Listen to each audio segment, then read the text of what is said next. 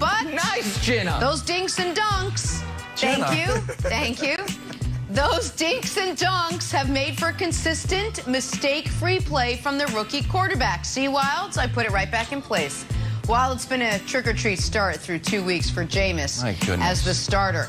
All right, Wilds, come on. I brought it back. Which quarterback do you trust more on Sunday? No, Jenna. Jameis Jenna, or Mac Jones? No, I didn't? Okay. That hurt my feelings, Jenna. I'd be 100% on it, be transparent. For that, I hurt am my sorry. feelings. For the record. Truth hurts. I think Def Leppard said that. Okay. There is a big difference What did Def Leppard say? between the best golfer in the world and a guy who's at Top Shot Golf bombing shots and drinking Bud Lights. You don't get style points in the NFL. Mac Jones hasn't thrown an interception and is 1-1. And if he's completing passes, can we put up the graphic, Dusty, on how good Mac Jones is? Oh my God, is he the best this year? Is this a graphic for the last 10 years? Is this the graphic for the last 20? This is a graphic of all time in the NFL.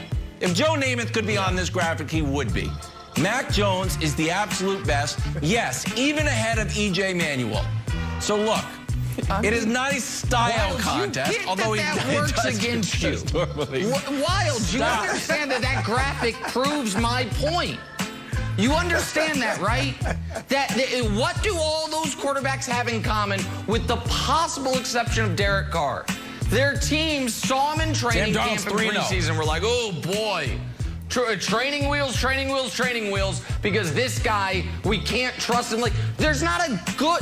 Derek Carr's the only quarterback on there that up to this point in their career hasn't been a total failure. MVP. Total failure. Like, what are you talking about? Quarterbacks on the list. I don't know. Okay, yeah, I'm happy for you. So that's great. So here's the thing. Trust is an interesting word here, because I do believe Jameis is more likely to throw a pick than Mac Jones. But you are now facing a very good defense and an offense that can be explosive. So the question is, I don't want to get crazy. I'm not going to ask, are they going to take the training wheels off for Mac Jones? Will they maybe let him take the tricycle out for a spin? Because as of now, Mac Jones' completions are averaging 4 yards down the field. His leading receiver in yards and catches, Broussard, is running back James White. And that is not going to beat the Saints. So even though I'm not as high on the Saints as you are, they have a very good defense. And if Jameis doesn't have a terrible game, they can score points. You're going to have to take some shots down the field. I'm very interested. And by the way, you want to have... Wild's been talking about this game against the Bucs for a year.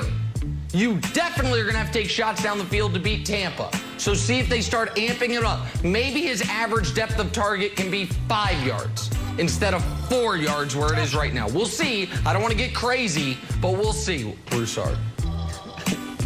All right, I'm going with my man. All right, I'm going with my man, Jameis Winston. I think yesterday... Oh, we're back. I think yesterday... Well, dark horse.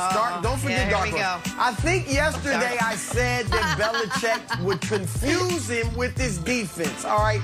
And I want to take that back, all right? I had to do a little research. Jameis has only played against Belichick one time, 2017, when he was with Tampa Bay. It was a close game. Belichick won 19-14. But Jameis played well. He threw for 334 yards, 1 touchdown, no picks. And if a young Jameis, who was still wild, right, still hadn't been tutored by Sean Payton and Drew Brees, if he handled a Belichick defense that was top 5 in the league and went to the Super Bowl that year, even though they lost, then I think he'll be fine this weekend against the Patriots. So I'm going with Jameis in a bounce-back game. And you guys will stop mocking me and Jameis after this weekend. I disagree. Won't be no more sentence trying to get back on track. They welcome, or unwelcome, if you will, Justin Herbert and the Chargers to Kansas City. It's only week 3, but the loser of this game will be cellar dwellers in the AFC West. How about that?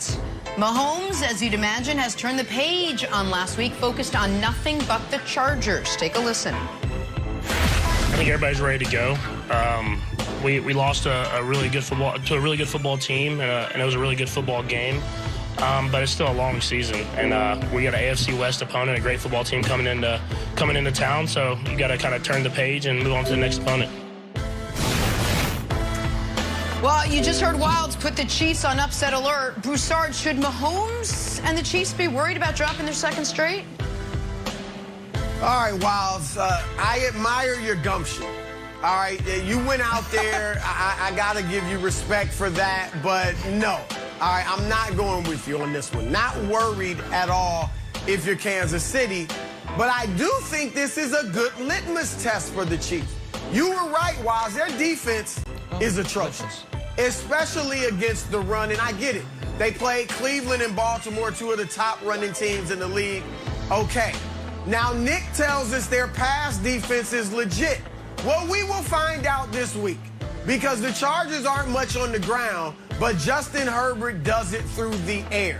So if the Chargers, who only scored 17 points last week against Dallas, at best, Dallas's defense is middle of the road.